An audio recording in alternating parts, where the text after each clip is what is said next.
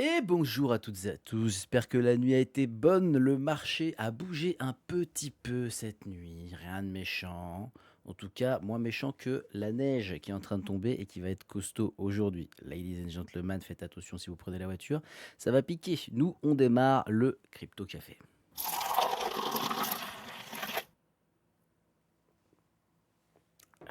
Alors, bah écoutez, j'ai envie de dire comme d'habitude, on va démarrer avec notre ami l'aperçu du marché des cryptos avec un Fear and Green Index qui est toujours à 49, il a décidé de pas bouger.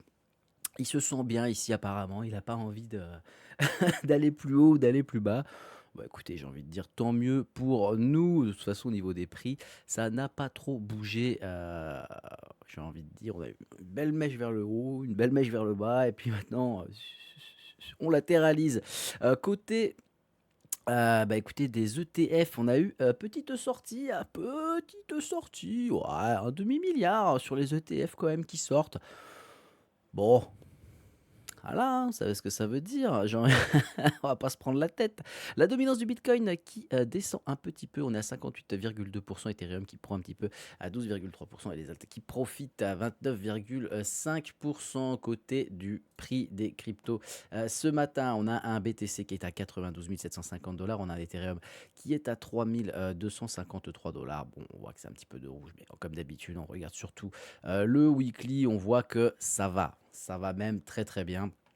Il y a pas à aller, «Ouah, chute!» détente, détente. Peut-être qu'on pourrait aller chercher plus bas. Ça, malheureusement, on le verra pas aujourd'hui parce qu'on va parler d'autre chose, à la fin de cette matinale, mais ça va être, je pense, intéressant pour beaucoup de personnes. D'ailleurs, si, demain vous voulez avoir votre coin vu dans la matinale et qu'on regarde un petit peu le graphique ensemble, n'hésitez pas à le laisser dans le commentaire. Et comme ça, je regarderai ce qu'on peut faire avec le coin. Ladies and gentlemen, Solana qui est à 138 dollars ce matin. On a le Dodge, bon, bah, moins 2%, c'est vraiment pas méchant. Est-ce qu'on a des gros mouvements dans le top 50 ce mercredi matin? On n'a pas grand-chose. Je vous en parlais hier, hein, tiens, c'est bizarre, moins 5%, qu'on irait peut-être chercher quelque chose un peu plus bas. C'est rigolo. C'est rigolo. Avax qui, bah, lui, il a pas envie de bouger. Bah, écoutez, tant mieux pour lui. Et pas mal aussi, graphiquement, j'avais bien aimé. Le C-Hero à 10 centimes, le thon à 1,86. On a Tao qui, bah, lui, pareil, il s'en fout, il en a rien à faire. 281 $. Le PP qui stabilise bien malgré son giga up. Bah, écoutez, ça stabilise pas trop mal, j'ai envie de dire. Qu'est-ce qu'on a qui pourrait être intéressant? Bah, rien de fou. Bon, bah, ça, c'est du même coin, hein, bien évidemment, on va pas trop regarder. Le NIR qui est à 1,75 $. Non, je ne vais pas le dire. Je sais qu'il y en a qui l'attendent. Non, je ne vais pas le dire. Pas encore. Peut-être plus bas, ça serait bien. On verra plus tard. Côté du calendrier économique, bon, hier, on a eu, comme je le pensais, du rouge. C'était pas autant que je pensais. Bah, il y a quand même eu du mouvement sur le marché, donc ça reste intéressant. Toujours autant de mouvements avec les news sur les PMI services. Aujourd'hui, bon, création d'emplois non agricoles, c'est pas ce que j'ai envie de regarder. L'indice PMI non manufacturier de l'ISM, oui, un petit peu. Les rapports Jolt, ça sera pareil, on s'en fout. Les stocks de pétrole brut, là, je vais commencer à les regarder pour cette fin d'année parce que bon, on en a parlé lundi, on en a parlé un petit peu hier. J'ai deux, trois personnes qui sont venues m'en parler. Oui, il va falloir le surveiller, ce pétrole. Oui, il va falloir le surveiller. Venezuela! Faites très attention, je pense que ça pourrait surprendre pas mal de personnes. Côté des news crypto, j'ai rien, d'accord? Rien, à part de l'anonymat. Ça, j'entends parler de plus en plus d'anonymat ces derniers jours. Pourquoi? Bah, parce que la DAC 8, la DAC 8, les plateformes, PSAN, PSR, Régulation Europe, hein, qui vont devoir, dire aux États ce que vous faites si vous avez des comptes sur des plateformes centralisées, si vous avez bien déclaré, etc., etc. Et puis ce matin, je me suis dit, tiens, on va faire un petit mythe réalité parce que je vois énormément d'erreurs Donc ça va être rigolo. On va passer en grosse cam et puis je vais mettre mon petit dossier que je me suis préparé qui est juste là. Voilà, magnifique. Comme ça va être sympa. Et on va remettre deux, trois choses au clair quand même sur la DAC 8 parce qu'il y a beaucoup de fantasmes. Je sais pas si le mot est le bon, mais moi j'appelle ça des fantasmes de certains et je trouve ça très très rigolo. Mais c'est pas grave, je suis en train de préparer tout un dossier là-dessus, comme ça vous allez être heureux comme tout. Oui, c'est le retour du petit PDF de 50 pages de la cuillère. Ouais, je sais, je sais. Non, je vous promets, j'essaie de le réduire au maximum, mais il y a tellement d'informations à savoir que je suis obligé de prendre un petit peu. Vous connaissez. Mais bon, pour ceux qui liront, vous saurez à peu près tout ce qu'il y a à savoir sur la DAC 8 et pourquoi ça nous la met un petit peu, mais pourquoi on peut aussi s'en sortir. Allez, mythe numéro un, parce que bon, à un moment donné, il faut quand même faire les mythes. Mythe numéro un avec un wallet non custodial, je suis invisible. Non, non, tu n'es pas invisible, mon grand. Le wallet en lui-même, donc ton wallet, hein, MetaMask, Trust Wallet, ce que tu veux, en lui-même, ça ne va rien déclarer du tout, mais tu interagis avec une plateforme à un moment donné, tu interagis avec une banque, un on-ramp, un off-ramp, ce que tu veux. À un moment donné, tu interagis. La traçabilité, elle revient. Donc ça, c'est faux. Mythe numéro 2, la DeFi, c'est hors radar. Les protocoles DeFi, c'est sûr, ils vont pas reporter tout ce qui va être vos transactions on-chain, etc. Les blockchains, elles sont publiques. Hein, les entrées-sorties, c'est surveillé. Entrée-sortie fiat, encore plus. Donc faux. La DeFi n'est pas hors radar. Si, bit numéro 3, si je fractionne et que je multiplie les wallets, allez, admettons, je fais 50 wallets parce que je veux faire plein de transactions et personne ne va rien voir si je fais ça. Tu vas juste aggraver ton cas, mon gars. Si tu fais ça, tu vas juste aggraver ton cas. Illusion. La complexité, ça va pas vous protéger, ça va juste compliquer votre dossier si on vous contrôle. J'ai bien dit si on vous contrôle. Pas tout le monde qui va se faire contrôler, hein, détente. Calmons-nous, calmons-nous. On n'y est pas encore. On n'y est pas encore. On en reparlera en janvier 2027. Peut-être. La DAC 8, ça signe la fin de la crypto. Non, pas du tout.